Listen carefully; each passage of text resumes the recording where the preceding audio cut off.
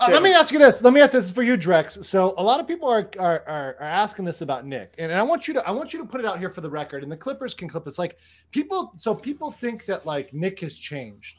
What would you say to people that say, was Nick always a degenerate and money changed him? Like you've known Nick for a very long time. I've only known him literally forever since he moved to Minnesota as a kid. You are literally the most qualified person to talk about this. Can you please tell the people if he has changed? So the Nick that you guys see is always who Nick has been. There's nothing wrong with his marriage. I've been getting asked that question, and I show all the time, right? It's like, oh, I think Nick has changed. Let me tell you what actually happened. Here it is. Nothing about Nick Rekieta ever changed.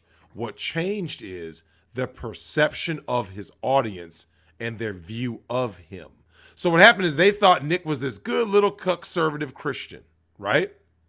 And he was supposed to fit in their little box that they drew for him. And then once Nick came out with the Baldo, MDMA, out in Matsuri, he's doing this, that, and the other. He had assless chaps. He has the, what is it, like the Fuck It Friday and then the local. The whiskey bottle in the ass. Whiskey bottle, I mean. And so people are like, I don't know. Head explosion. And I went, wait a minute. And you know what I find funny, Andrew? What? These were the same types of people who were coming at me hard when I first got on Nick's show.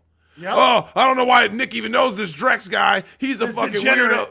Yeah. He's a degenerate. And I'm sitting there looking, look, Will, I'm doing this. Like, are people fucking serious? The shit that you were saying, like when I first seen you come on Nick's show, the shit that you were saying, I'm just like, finally, someone fucking saying it. It's the regular shit that we talk about. Yeah. And now maybe I can believe this. Like, this is what I can believe. Is that like he was always this way? Maybe he's more open about it, but maybe, right? Like over time, I'll say for myself, right? I'm gonna speak for myself, right? From my point of view. When I first started YouTube, I didn't know what to do. I didn't know where to go. I didn't know what kind of angle to go with. But then I realized I just gotta be myself, because if I'm not being myself and being 100% real and doing the content I want, I'm not going to be able to make it. I'm not going to be able to do it on the long run.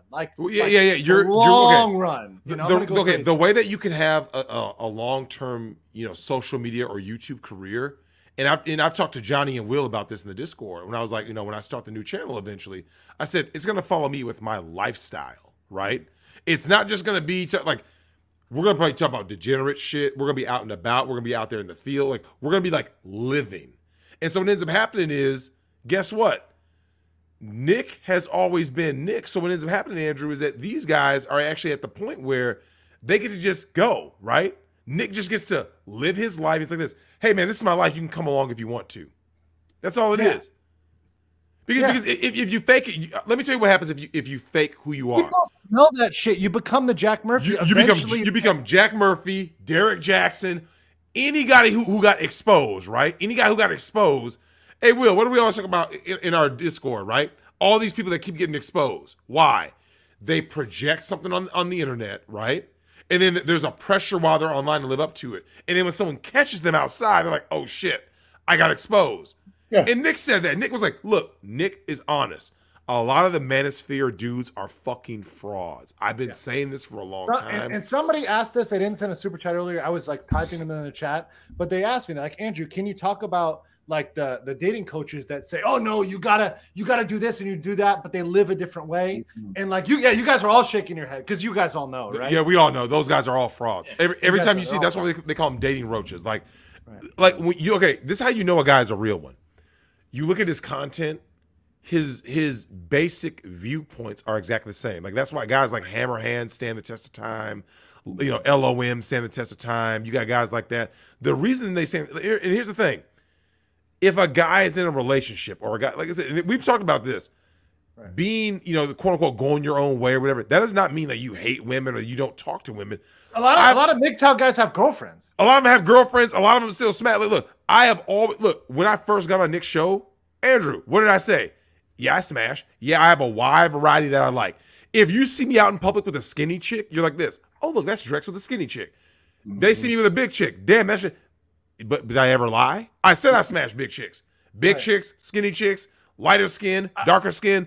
I love that. I'm out there. People got a shame about it. They're like, oh, there's that. I'm like, yeah, and like I never said yes. I said that No offense, Will. I said the BMI is one of the main reasons why I got out here. But did I say that I've never smashed a thick chick? Hell no. I've smashed some that will make Will proud. I'm telling you right now. Oh, Will would be like high-fiving me. And I'd be like, yo, it's 3 a.m. and I'm really drunk. but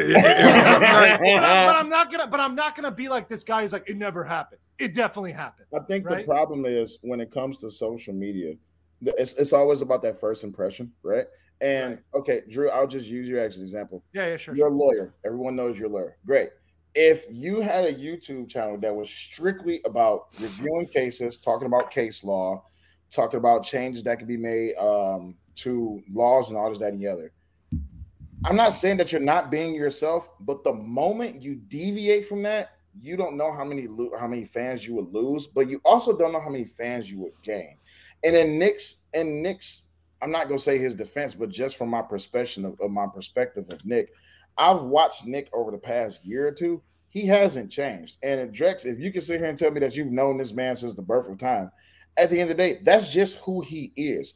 More or less in social media, people want what they want. Like with these content, I've spoken about this before with content creators. They do too much to try to fit what the content creators. Now, don't get me wrong, they help get your views up and pay your bill and all that and the other. But if you're not being your genuine self, that's why I watch people like Nick. That's why I watch people like you, Drew. That's why a lot of people, some people have fallen off that scope because they got fake. And once you become fake, it's just like, oh, so you're just a view whore. When you're a view whore, you're not doing shit that's actually authentic. You're just doing shit that's fake so you can get the views. This is when you become world star. Nah, fuck all of that. Yep. You're not being yourself. So if someone seen me out in public, like, oh, Will, I thought you were like BBWs. No. I have a preference of BBWs, such as I, for one, am from the get-go. I'm a man. As men, we all know our standards change. We don't always have to be with a skinny chick. We don't always have to be with a big chick. But it's what we with right now. That's just who we are. As long as you're not fake about it. Wolfsbane said, I knew Nick was a DGen from the moment I saw Drex on for the first time. Y'all were shooting this shit consistently. That's true friendship right there. Honestly, dude, I think this is a good one to wrap it because honestly, like that's what it is. Like real friendship is being able to talk like Johnny, Will, and Drex have been talking. This is what I want everybody to have. Like this is what I remember growing up. These are my like real friends and how we talk, right? I had a friend who was into BBWs, by the way.